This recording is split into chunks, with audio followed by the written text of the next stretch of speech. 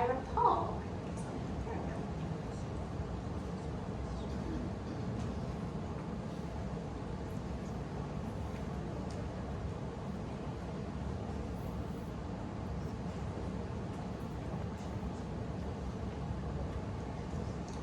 Members of the board, I would like to offer you a refresher on things that you promised to do while you were campaigning to be elected to sit in the chair that you're currently sitting in today, and how you are doing the exact opposite now.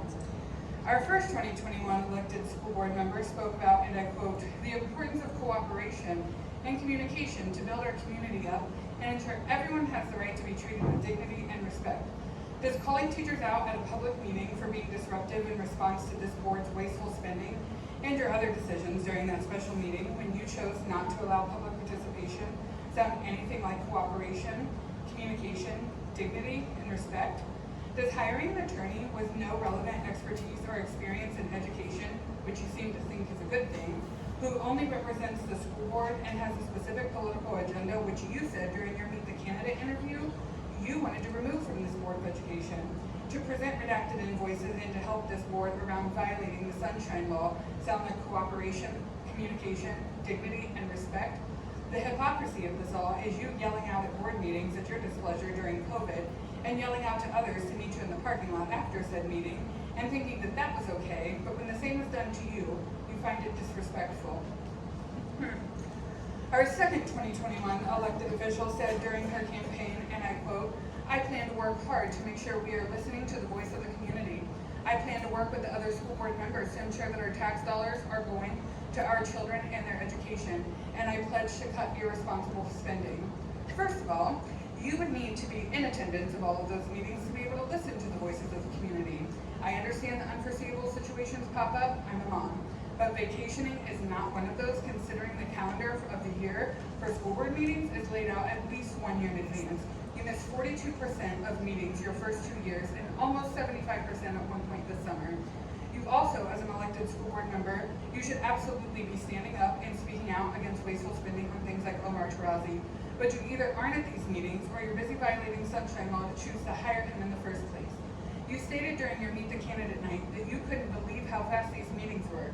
But the last special meeting was a 9-minute meeting which cost us $925, and the last regular public participation meeting lasted 10 minutes. All of this is not adding up to responsible spending and a focus on our students' education.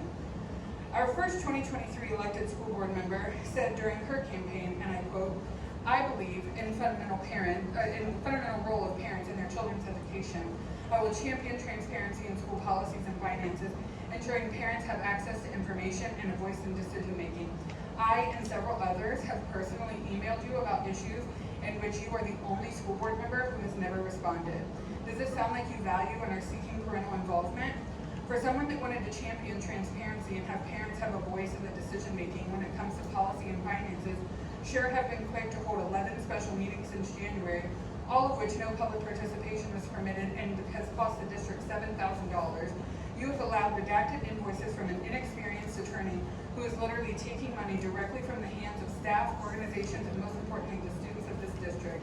I think it's also important to note that you said, and I quote, together we can build a school system that values parental involvement and respects conservative values. You seeking out Tarazi, having a meeting to hire him, which violated Sunshine Laws, and continue to allow him to take, so far, $122,511 at minimum from our students does only one of those things. It tries to drive your personal conservative values and an agenda to the forefront. In case you forgot, being a public school board member is a nonpartisan position. Your conservative values have no place here and should have no weight or bearing in your decision making. Our second 2023 elected school board member said during her campaign, and I quote, I plan to increase parental and community involvement in Southwestern City schools, but when parents and members of the community email you asking about the outrageous spending of the school board on an, I'll say it again, inexperienced attorney, you respond with a lie. You state that he is actually saving the district money because the district spent $600,000 on legal representation last year. In comparison, Tarazi was a bargain.